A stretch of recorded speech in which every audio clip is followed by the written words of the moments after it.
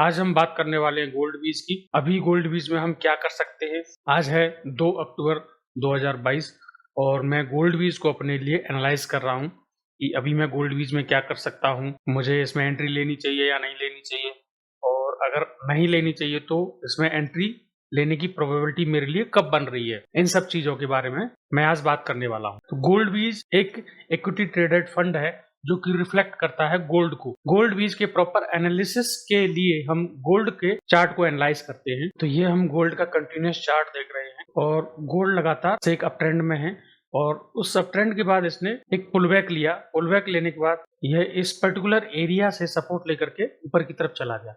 ऊपर जाने के बाद फिर से गोल्ड के प्राइस ने एक पुलबैक लिया और इसी पर्टिकुलर एरिया से वह ऊपर की तरफ मूव करना स्टार्ट किया। उसके बाद फिर से पुलबैक लिया लेकिन इस एरिया तक नहीं आया और प्राइस फिर से ऊपर की तरफ चला गया।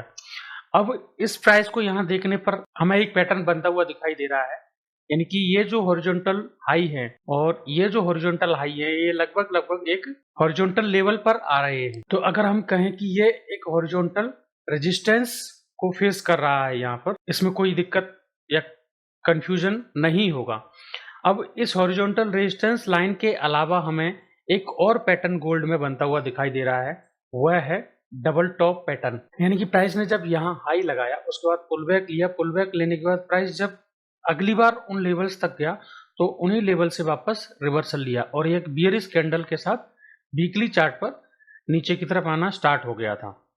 तो इन दो हाई को देखते हुए हम कह सकते हैं कि गोल्ड का चार्ट टॉप आउट हो गया है और डबल टॉप पैटर्न इसने बनाया है। अब इस पैटर्न का जो बेस है इसने रिसेंटली यहाँ इसे ब्रेक किया है। इस पैटर्न से भी उसने एक बार सपोर्ट लेकर के और ऊपर की तरफ मूव करने की कोशिश की लेकिन कर नहीं पाया और प्राइस नीचे की तरफ आया। अब यहाँ पॉसिबिलिटी ये हो सकती है कि अगर ये डबल टॉप पैटर्न एक्टिवेट हो तो इसका जो टारगेट है वो काफी हमें नीचे दिखाई दे रहा है। तो एक बार के लिए हम इसका जो टारगेट है उसको कैलकुलेट कर लेते हैं। डबल टॉप पैटर्न की जो डेप्थ है उस डेप्थ को हम पहले मेजर करते हैं इसके बेस तक, हाई से लेकर के बेस तक, और अब इसी बेस में हम इस डेप्थ को माइनस कर देते हैं। तो जो डबल टॉप पैटर्न है उसका जो टारगेट एरिया है वो लगभग हमें यहाँ दिखाई दे रहा है, यानी कि इस एरिया के आसपास हमें दिखाई दे रहा है। अगर ये डबल टॉप एक्टिवेट हुआ तो प्राइस यहाँ तक मूव कर सकता है। अब इसी एरिया के आसपास हमें प्राइस एक पर्टिकुलर पैटर्न को फॉलो करता हुआ दिखाई दे रहा है। उस पैटर्न को हम यहाँ देख सकते हैं। ये जो हॉरिजॉन्टल एरिया है या यूं कहें कि हॉरिजॉन्टल लाइन है, इस लाइन से प्राइस पहले ऊपर नहीं जा पा रहा था। उसके बाद प्राइस ने यहाँ ब्रेकआउट लिया और ब्रेकआउट लेने के बाद प्राइस ऊपर की तरफ मूव कर गया।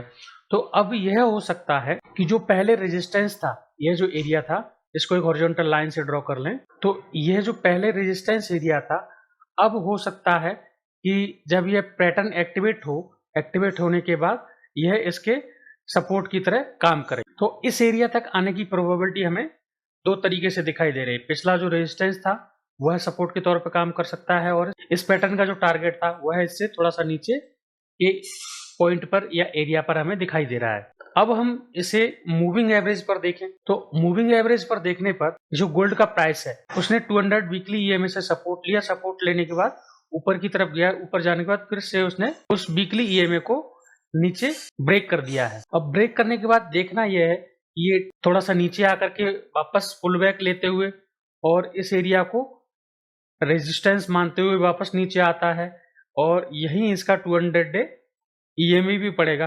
तो हो सकता है यह जो एरिया है और वीकली 200 डे ईएमए है, उन दोनों को रेजिस्टेंस के तौर पर लेते हुए थोड़ा सा पुलबैक लेकर के और प्राइस नीचे की तरफ आए। नीचे हमने एक जो एरिया है वो ड्रॉ किया हुआ है जो कि पहले रेजिस्टेंस के तौर पर काम कर रहा था, अब हो सकता है सपोर्ट के तौर पर काम करे।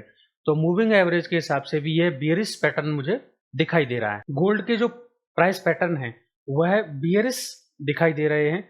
अब अगर हम इंडिकेटर के साथ इसे कंपेयर करें तो तीनों टाइम फ्रेम के आरएसआई भी बियरिश हमें दिखाई दे रहे हैं। सबसे बड़ी चीज जो मंथली आरएसआई है वो 45 के लेवल के नीचे आ चुका है। वीकली डीएमआई और एडीएक्स मैंने लगाया हुआ है, तो जो माइनस डीएमआई है वो ऊपर की तरफ है और एडीएक्स भी अपस्लोप लिए हुए है। तो ये हो सकता है कि ये जो डाउन ट्रेंड है वो कंटिन्यू रहे। अब चूंकि डाउन ट्रेंड की प्रोबेबिलिटी हमें ज्यादा दिखाई दे रही है, हम जो गोल्ड ETF है उसमें एंट्री अभी नहीं लेंगे।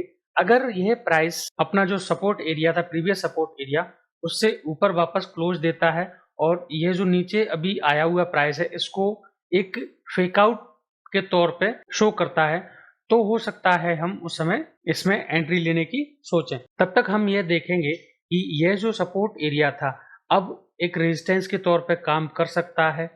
अगर करेगा तो प्राइस यहाँ नीचे की तरफ आएगा, तो ये जो डबल टॉप है उसके हिसाब से प्राइस अपना टारगेट तय करेगा। तो अभी फिलहाल के लिए गोल्ड बीज में मेरे लिए वेट एंड वॉच की स्थिति दिखाई दे रही है।